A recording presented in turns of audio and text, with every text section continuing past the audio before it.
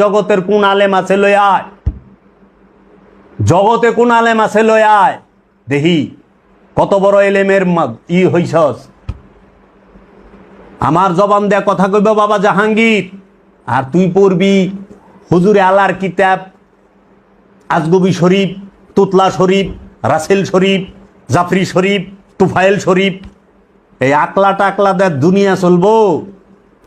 এখন আমরা বর্তমান সমাজে যা দেখতে পাই যে এক শ্রেণীর আলেমরা তাহারা রসুলকে, আল্লাহর হাবিবকে, সরকারে দু আলম আবুল কাসেম মোহাম্মদ সাল্লাল্লাহু আলাইহি ওয়াসাল্লামকে কটাক্ষ করে, ছোট করে, সূক্ষ্ম থেকে সূক্ষ্মভাবে ছোট করে কথা বলেন এবং রসুলের পরিবার, আওলাদের রসুল, পাক পাঞ্জাতন 12 ইমাম 14 মাসুম, তাদেরকেও সূক্ষ্মভাবে ছোট করে কথা বলেন।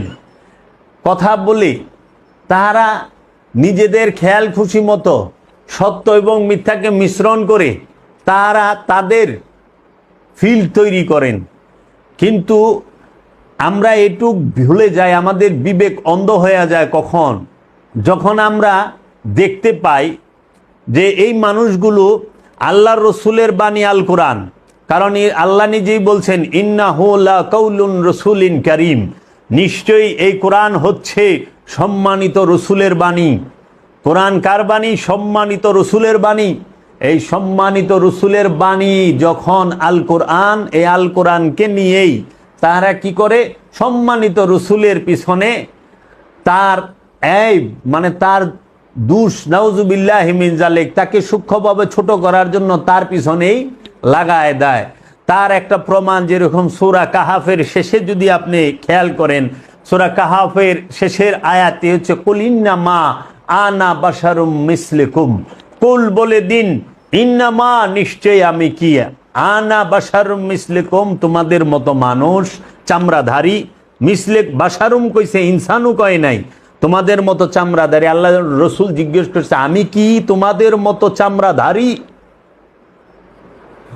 আল্লাহ রসুল জিজ্ঞেস করছে এই কাফেরদেরকে, মুশরিকদেরকে। সাহাবায়ে কেরামরাও ছিলেন ওইখানে। তখন আল্লাহ রসুল জালালিতে আয়েশা সে বলে ফেলেছেন যে আমি কি তোমাদের মতো চামড়াধারী? কখনোই না, কখনোই না ইয়া রাসূলুল্লাহ, ইয়া হাবিবাল্লাহ। আপনার পায়ের তলা হতে মাথার ছাতি পর্যন্ত যাহা কিছু আছে রবের সম্পূর্ণ জাত নূরে নূরময়। ইয়া রাসূলুল্লাহ, ইয়া হাবিবাল্লাহ, ওগো রাহমাতাল লিল আলামিন। রহমতের মধ্যে মাটি থাকে না, রহমতের মধ্যে আগুন থাকে না, রহমতের মধ্যে পানি থাকে না, রহমতের মধ্যে কখনোই এই আগুন, পানি, মাটি, বাতাস থাকে না, থাকে রবের জাত নূর। আল্লাহর হাবিব স্বয়ং জাত নূর। আর দেহ কখনোই মোহাম্মদ না, মোহাম্মদ হচ্ছে এই দেহ আকারের ভেতরে যে রূপী রব, যিনি স্বয়ং বিকশিত প্রকাশিত, তিনি হচ্ছেন মুহাম্মদ সাল্লাল্লাহু আলাইহি ওয়াসাল্লাম। এই মুহাম্মদ সাল্লাল্লাহু আলাইহি ওয়াসাল্লাম তিনি কখনো মারা যান না, তিনি কখনো মরেন না। কারণ রুহের মৃত্যু নাই, কারণ রবের মৃত্যু নাই, মুহাম্মদ সাল্লাল্লাহু আলাইহি ওয়াসাল্লামের মৃত্যু নাই। মুহাম্মদ সাল্লাল্লাহু আলাইহি ওয়াসাল্লাম যেই দেহের মধ্যে অবস্থান করছেন, সেই দেহ মুবারকটাই হচ্ছে জগতের সর্বশ্রেষ্ঠ দেহ মুবারক, সর্বশ্রেষ্ঠ কেবলা ও কাবা, সর্বশ্রেষ্ঠ তাজিমের জায়গা, সর্বশ্রেষ্ঠ ইবাদতের জায়গা, সর্বশ্রেষ্ঠ ওই স্থান, রহমত বরকতের জায়গা। তাই আল্লাহ রাব্বুল আলামিন মুহাম্মদ সাল্লাল্লাহু আলাইহি ওয়াসাল্লাম তিনি হচ্ছেন রাহমাতাল লিল আলামিন। রহমত মরে না, রহমতের জন্ম নাই, রহমতের মৃত্যু নাই। রহমত খায় না, রহমত ঘুমায় না। রহমত সে যেইখানে আছেন রব সেইখানে আছেন, রব যেখানে আছেন রহমত সেখানে আছেন।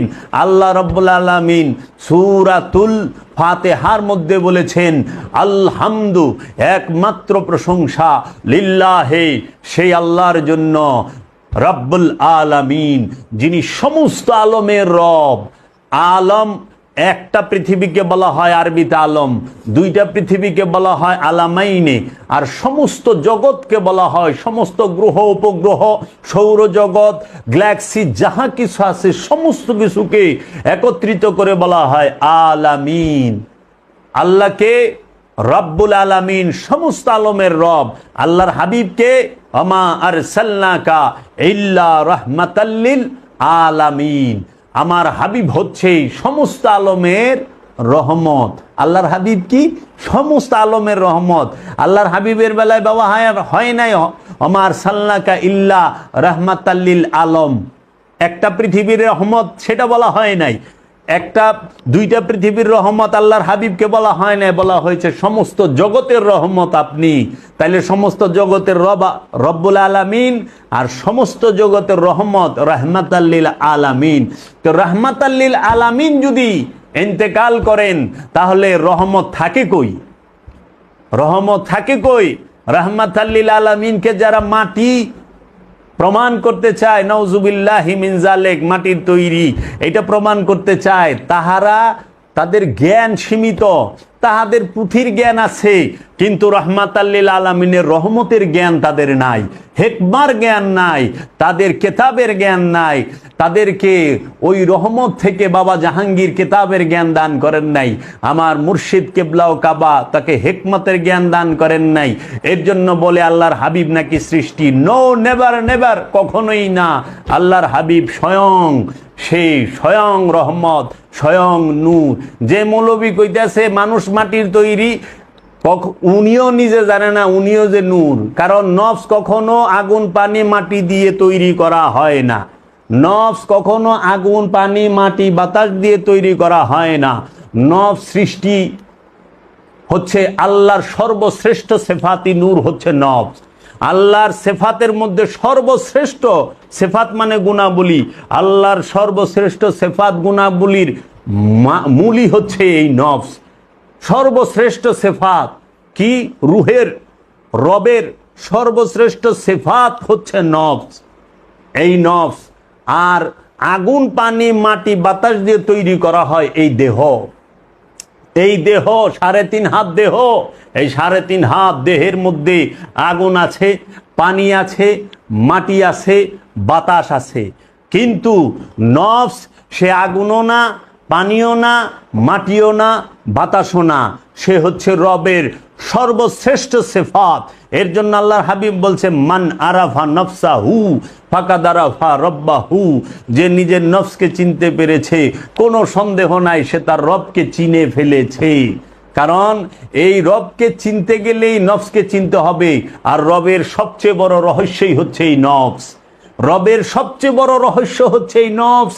আবার শয়তানেরও সবচেয়ে বড় রহস্য হচ্ছে এই নফস।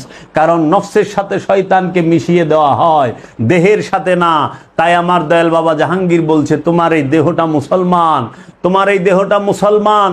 এই দেহ তৌহিদে বাস করে, এই হাত তৌহিদে থাকে, এই চোখ তৌহিদে থাকে, এই কান তৌহিদে বাস করে, এই নাক তৌহিদে বাস করে, এই জবান তৌহিদে বাস করে, এই পা তৌহিদে বাস করে, এই দেহ তৌহিদে বাস করে। তোমার এই দেহের ভেতর এবং বাহিরের যত অঙ্গ প্রত্যঙ্গ আছে সব তৌহিদে বাস করে। শুধু তৌহিদে বাস করে না একটা জিনিস, সেই জিনিসটা হলো তোমার কলব, তোমার অন্তর, তোমার মন। এই কলবের সাথে রব্বুল আলামিন ইচ্ছা করে খান্নাস রূপী শয়তানকে মিশাই দিছে। আর ওই সূরা ফাতিহায় বলতাছে কুল আউযু বিরাব্বিন নাস মালিকিন নাস ইলাহিন নাস মিন শাররিল ওয়াসওয়াসিল খান্নাস আল্লাযী ইউওয়াসউইসু ফি সুদুরিন নাস। তোমার মাকামে সুদূরের মধ্যে এই খান্নাস রূপী শয়তানকে আমি ঢুকিয়ে দিলাম পরীক্ষা করার জন্য। হে মানব জাতি, হে মানুষেরা, তোমরা এই খান্নাস রূপী শয়তান হতে মুক্তি নাও। তাই বাবা জাহাঙ্গীর বলেছেন যে সমগ্র পৃথিবীর মধ্যে যত ধর্ম আছে সকল ধর্মের একমাত্র মূল উপদেশ হচ্ছে আপন নফস হতে খান্নাস রূপী শয়তানকে মুসলমান করা অথবা তাড়িয়ে দেওয়া। এই খান্নাস রূপী শয়তানকে মুসলমান করতে পারলে অথবা তাড়িয়ে দিতে পারলে সে মুমিনে পরিণত হয়। তাই শয়তান থাকে নফসের সাথে মিশে, শয়তান থাকে কলবের সাথে মিশে, শয়তান রুহের সাথেও মিশে থাকে না, শয়তান দেহের সাথেও মিশে থাকে না। দেহ তৌহিদে বাস করে, আর রু স্বয়ং রব্বুল আলামিন নিজে। রুহের মরণ নাই, রু মরে না। রু সারা কোরআনে একটি আয়াত নাই কুল্লু রুহিন যায়কাতুল মউত, যে প্রত্যেক রু মৃত্যুর স্বাদ গ্রহণ করবে, নাই। কোরআনে আছে কুল্লু নাফসুন যায়কাতুল মউত, প্রত্যেক নফস মৃত্যুর স্বাদ গ্রহণ করবে। মৃত্যুতে নফস ধ্বংস হবে না, স্বাদ গ্রহণ করবে। আর কোরআন এইটাও নাই যে কুল্লু নাফসুন তাবাকাতুল মউত, মৃত্যুতে নফস ধ্বংস হবে, সেটাও নাই। আছে কি কুল্লু নাফসুন যায়কাতুল মউত, প্রত্যেক নফস মৃত্যুর স্বাদ গ্রহণ করবে। আর এই মৃত্যুতে ধ্বংস হয় কে? এই দেহটা, আগুন পানি মাটি বাতাসের দেহটা। সাধারণ মানুষ যারা যারা কামালিয়াত হাসিল করতে পারে নাই, যারা মুমিন হইতে পারে নাই, যে মানুষটি খান্নাস রূপী শয়তানকে নফস থেকে দূর করতে পারে নাই, মুসলমান করতে পারে নাই, সেই মানুষটির আপন দেহটি তখন কি হয় যে আগুন পানি মাটি বাতাসের এই দেহটি পইচা গইলা মাটিরটা মাটির সাথে চলে যায়, পানিরটা পানির সাথে চলে যায়, বাতাস বাতাসের সাথে মিলে যায়, আগুন আগুনের সাথে মিলে যায়। এই দেহের মধ্যে যখন পচন ধরে, দেহ যখন বিচ্ছিন্ন হয় নফস থেকে, সর্বপ্রথম বন্ধ হয়ে যায় বাতাস এবং আগুন। আগুন নিভে যায়, বাতাস বন্ধ হয়ে যায়, তারপরে পচা শুরু করে। পচলে সর্বপ্রথম বাইরে পানি, তারপরে মাটি। ওই পানি আর মাটি মাটির মধ্যে চলে যায়। আর অদৃশ্য যে আগুন, সে আগুন আগুনের সাথে মিলে। আপনি মনে করেন না আগুন শুধু কাঠেরই হয়, কয়লারই হয়, লাকড়িরই হয়। লাকড়ি, কয়লা, কাঠ, কয়লার এই বাদেও অনেক আগুন আছে মানুষের মধ্যে। লোহার আগুন, কয়লার আগুন, লাকড়ির আগুন না। মানুষের মধ্যে আছে মোহমায়ার আগুন, কামনা বাসনার আগুন। এই মোহমায়া কামনা বাসনার আগুনকেই কোরআন বলেছে জিন। কোরআন বলেছে জিন। যেই আগুনটা অতিরিক্ত উত্তাপ আছে তাহাকেই বলা হয় জিন। এর জন্য আল্লাহ নিজে বলছেন আল্লাহর হাবিবকে যে তোমাদের সাহেব জিনগ্রস্ত নয়, তোমাদের সাহেব জিনগ্রস্ত নয়, তোমাদের সাহেব পাগল নয়। আল্লাহ কোরআনে বইলা দিছে নবী মুহাম্মদ সাল্লাল্লাহু আলাইহি ওয়াসাল্লাম জিনগ্রস্ত নয়, কারণ তিনি স্বয়ং রূহ। যে স্বয়ং রূহ সে জিনগ্রস্ত থাকে না, সে জিনগ্রস্ত থাকে না। যদি দেহ মোহাম্মদ হইতো, সমস্ত দেহের মালিক মোহাম্মদ হইয়া যাইত। কখনোই সে মোহাম্মদ না, দেহ। ওই রূহ রব, সে নিজেই মোহাম্মদ। এর জন্য ওই রূহ রূপী রব যে দেহের উপরে অবস্থান করে, যেই নফসের উপরে অবস্থান করে, যেই নফসকে ঢেকে ফেলে, যেই নফসের মধ্যে ফানা হয়ে, যেই নফসের মধ্যে, যেই নফসটি ওই রুহের মাঝে ভাসমান হয়, তখন সেই রূহকে, সেই নফসকে, সেই দেহটাকেই বলা হয় মুহাম্মদ সাল্লাল্লাহু আলাইহি ওয়াসাল্লাম। তাই আল্লাহর হাবিব বলেছেন আউয়ালুনা মুহাম্মদ, আখিরুনা মুহাম্মদ, আওসাতুনা মুহাম্মদ, কুল্লানা মুহাম্মদ। আউয়ালুনা মুহাম্মদ, আদিতেও আমরা মুহাম্মদ, আওসাতুনা মুহাম্মদ, মধ্যখানেও আমরা মুহাম্মদ, আখিরুনা মুহাম্মদ, শেষও আমরা মুহাম্মদ, কুল্লানা মুহাম্মদ, সর্বখানে আমরা মুহাম্মদ। কারণ আমরাই মুহাম্মদ। কে মুহাম্মদ? স্বয়ং রব্বুল আলামিন। যে রূহ, আল্লাহর যে রূহ, সে রূহ যখন প্রকাশিত এবং বিকশিত হয়, তখন তাকেই বলা হয় নূরে মুহাম্মদ। বাবা জাহাঙ্গীর, কালান্দার বাবা জাহাঙ্গীর, আমার দয়াল মুর্শিদ কেবলা ও কাবা, সেই কিতাবের মধ্যে লিখেছেন এবং তার অবারিত রহমত আমাকে দান করেছেন। আমি তার অবারিত রহমত পেয়ে সেখান থেকে এই বাণী বলেছি।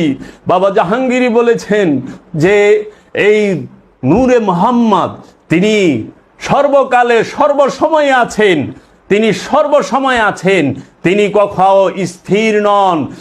নূরে মুহাম্মদ স্থির নয়। যেই নফসের উপরে, যেই দেহের উপরে রব্বুল আলামিন প্রকাশিত বিকশিত হয়, তাকেই বলা হয় মুহাম্মদ।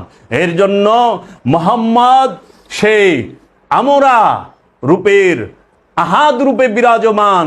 সে রব্বুল আলামিন সমগ্র সৃষ্টির মাঝে সমগ্র সৃষ্টির মাঝে এই জিন এবং ইনসানকে হেদায়েতের জন্য এই নূরে মুহাম্মদের অধিকারী, এই নূরে মুহাম্মদের ধারক বাহকদেরকে কালে কালে যুগে যুগে প্রত্যেক ভাষায় প্রত্যেক জাতিতে আল্লাহ রাব্বুল আলামিন প্রেরণ করতেছেন মানবের হেদায়েতের জন্য, জিনের হেদায়েতের জন্য।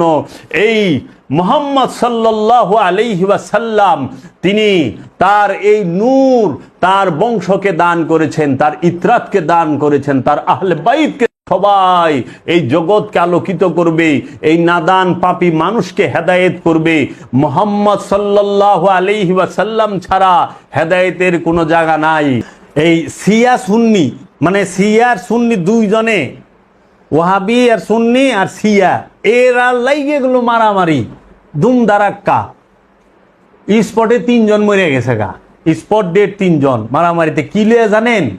সেইটা হলে আমরা যে সূরা ফাতিহা পড়ি না, সূরা ফাতিহার মধ্যে তো আমরা তো পড়ি আলহামদুলিল্লাহি রাব্বিল আলামিন আর রহমানির রহিম মালিক ইয়াউমিদ্দিন ইয়্যাকা না'বুদু ওয়া ইয়্যাকা নাস্তাঈন ইহদিনাস সিরাতাল মুস্তাকিম সিরাতাল্লাযিনা আন'আমতা আলাইহিম গায়রিল মাগদুবি আলাইহিম ওয়ালাদ-দাল্লিন।